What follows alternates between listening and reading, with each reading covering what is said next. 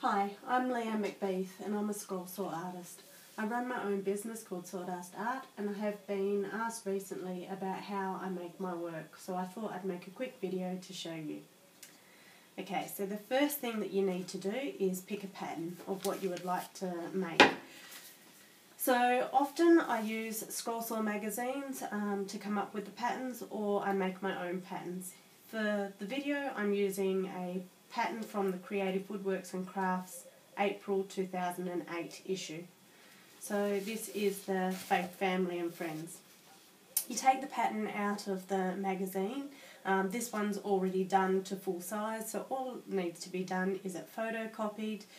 Once you've photocopied the pattern so that you can save the original for later use, you need to attach it to the piece of wood. So here I've selected a piece of pine.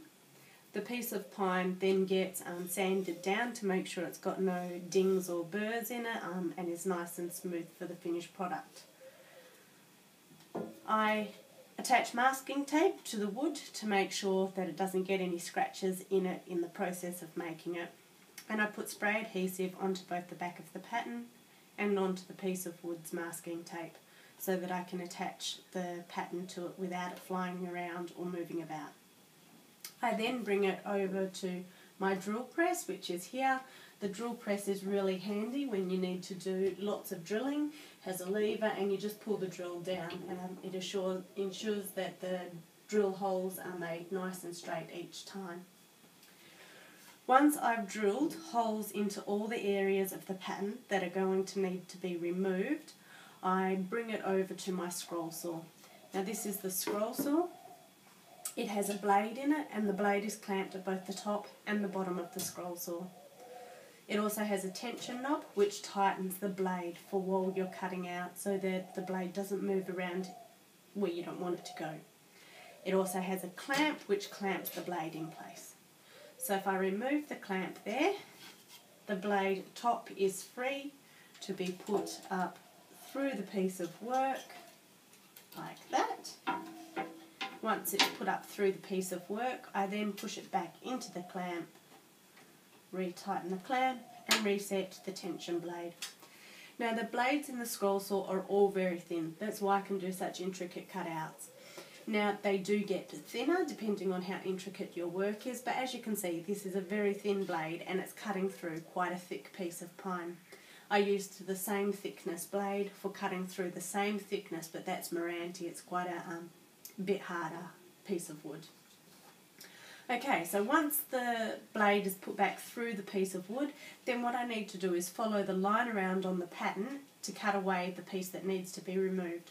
So I'm going to turn the scroll saw on and cut around that piece now so that you can see how it's done.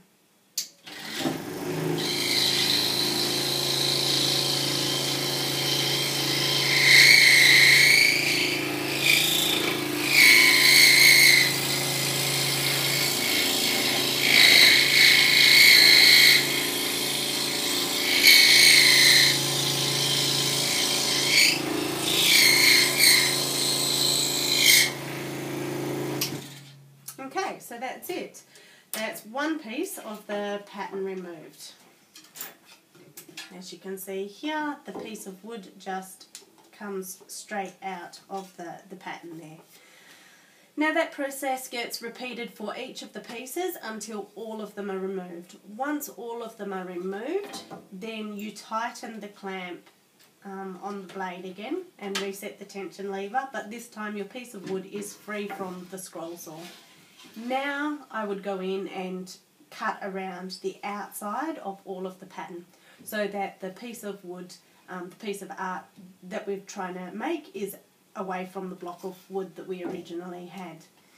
Once it's cut away, you end up with the finished product. Now all that needs to happen to this is that sometimes there's some slight furriness around the edge of it. There's not generally a lot, it depends on the wood and the thickness of blade that you use, but I give it a light sand down just to make sure that any burrs are removed. Once they're removed, the piece of wood is then finished.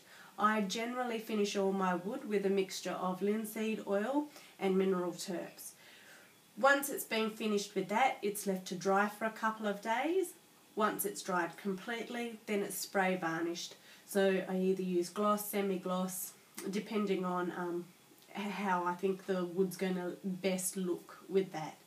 So that gets done, and then you end up with the beautiful finished product, which gets shipped off to the person who's either ordered it or put onto my shop